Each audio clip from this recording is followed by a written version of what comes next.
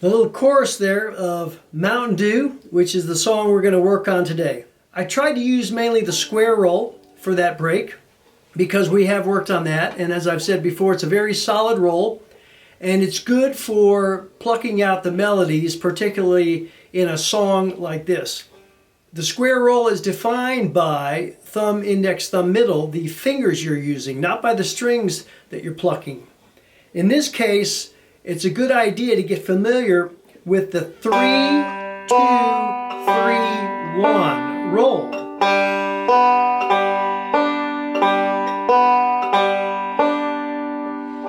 The difference is that we're not going up to the 5th string.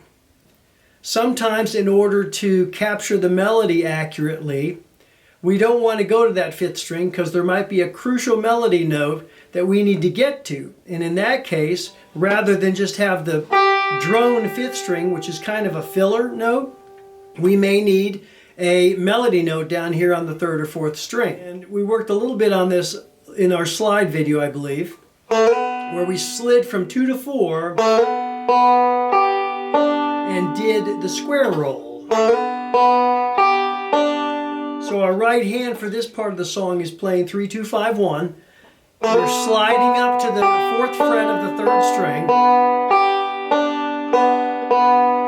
You're going to play that 4 times. When we come down to that A note, that's when we're going to use the 3, 2, 3, 1 that I showed you earlier. And the second time you hit the 3rd string, you lift off your middle finger. So you're going to go 3, 2, lift your middle finger, 3, 1. A good exercise to practice this is to just put your finger on, play 3, 2, take it off, play 3, 1, and repeat.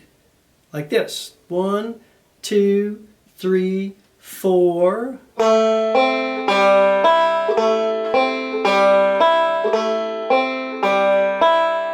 It can be tricky just taking one finger on and off while you hold a chord down, but that's something we need to learn as we're learning how to solo. As you come down to this part, as we'll see in a moment, you might have to go to a full square roll again.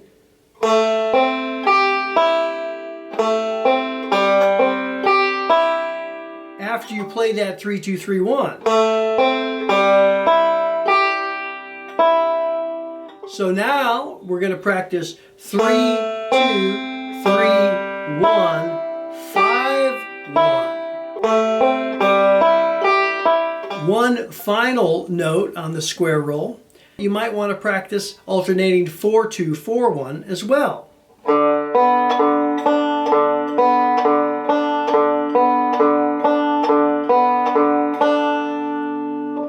That's where we're going to begin with the song. It starts like this. 4, 2, 4, 1. 5, 2.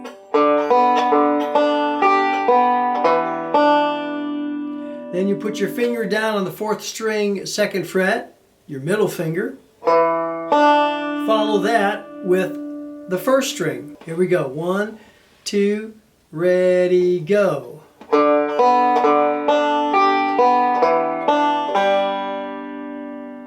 Again, chunk number 1, 2, 3, 4.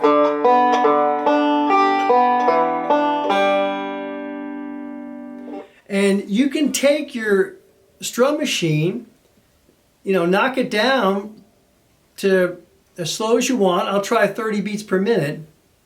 And you can just loop a couple of measures of G to practice this. 2, 3, 4.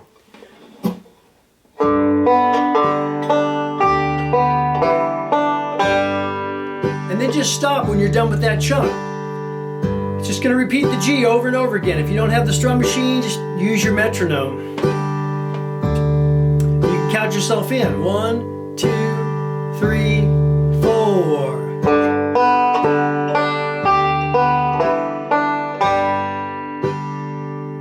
You get that down, you bump it up 5 beats per minute. 1, 2, 3, 4.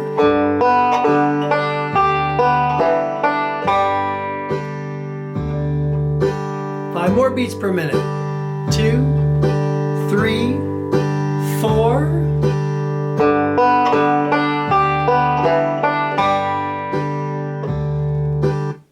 So that's the way you want to tackle this thing, one chunk at a time. Let's look at the second chunk. We just came off of the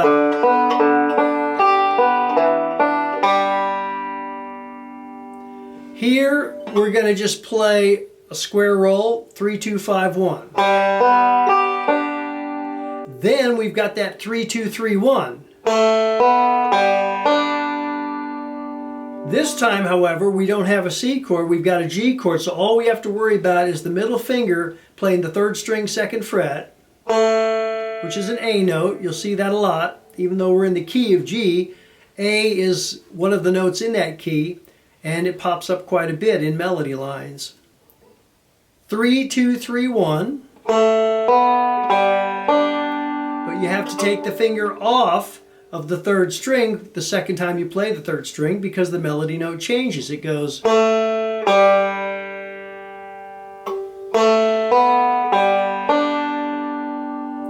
So practice that 3, 2, 3, 1, where again the middle finger comes off the second time you play the 3rd string. In the next video, we're going to continue with this song.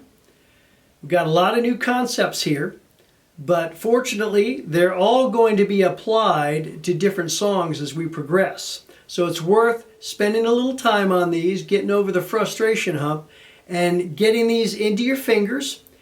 Most of this you've practiced before, you just have to modify it a little bit, okay? 3, 2, 5, 1 might become 4, 2, 5, 1, or it might become 3, 2, 3, 1 in the song. Good luck with it, and we'll see you in the next video. It's been 10 long years since I left my home in the holler where